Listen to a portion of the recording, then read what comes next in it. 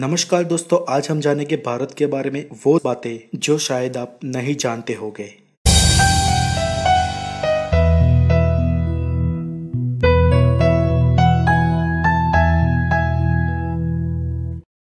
दुनिया में अमेरिका के बाद दूसरे नंबर पे सबसे ज्यादा इंग्लिश भारत में बोली जाती है। भारत में करीब 13 करोड़ से भी ज्यादा लोग रोजाना इंग्लिश लैंग्वेज का उपयोग करते हैं और ये संख्या दिन ब दिन बढ़ती जा रही है। उसके साथ ही हिंदी भाषा का विस्तार भी हो रहा है। एक शॉकिंग न्यूज सुनो, भारतीय गृहिणियों के पास पूरी दुनिया भर का 11% सोना है, जो यूएस, स्विट्जरलैंड और जर्मनी के टोटल बचाए हुए सोने से कई गुना ज्यादा है। एक आंकड़े के मुताबिक इस घरेलू सोने के दाम इतने हैं कि आज के दौर में भारत 7 से 8 छोटे बड़े देश उसकी कुल संपत्ति और विस्तार के साथ खरीद सकता है। और ये सिर्फ घरेलू सोने की बात है। इसके अलावा ट्रस्ट में, खजानों के तौर पर और सरकारी तिजोरी में तो जो सोना मौजूद है सो अलग। भारत में एक धार्मिक स्थल ऐसा है जिसमें सबसे ज्यादा लोगों की भूख की तृप्ति की जाती है और बिना किसी धर्म, जाति या कम्युनिटी को देखते हुए लोगों को भरपेट खाना खिलाया जाता है। जी हाँ, हमारे देश में स्थित गोल्डन टेम्पल एक ऐसा धार्मिक स्थान है जहाँ पर रोजाना 1 लाख से भी ज्यादा लोग भोजन ग्रहण करते हैं।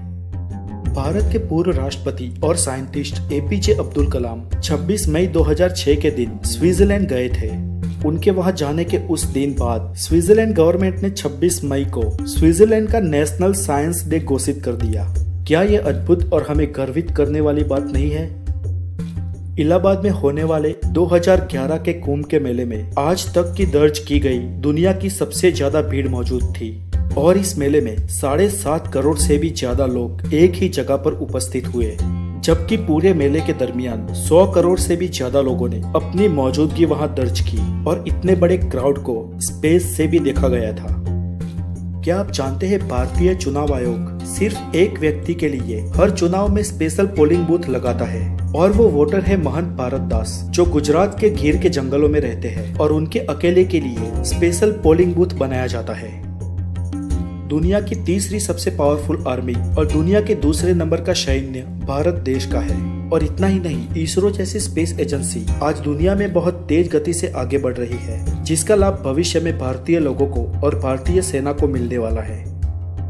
भाई, समाज में आज जो कुछ भी हो रहा हो, लेकिन आपको एक बात पता है कि भारतीय कानून व्यवस्था के अनुसार किसी बच्चे द्वारा उसके रिटायर्ड माँ बाप को छोड़ देना कानूनन अपराध है और बूढ़े माँ बाप को छोड़ना कानूनी तौर से उस बच्चे को भारी पड़ सकता है।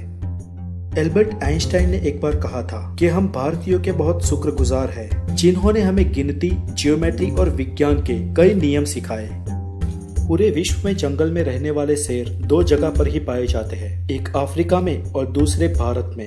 पूरे एशिया में एकमात्र शेरों की बस्ती वाला जंगल भारत के गुजरात राज्य में है। गुजरात के एक लौते गीर के जंगलों में एशियाई शेर पाए जाते हैं।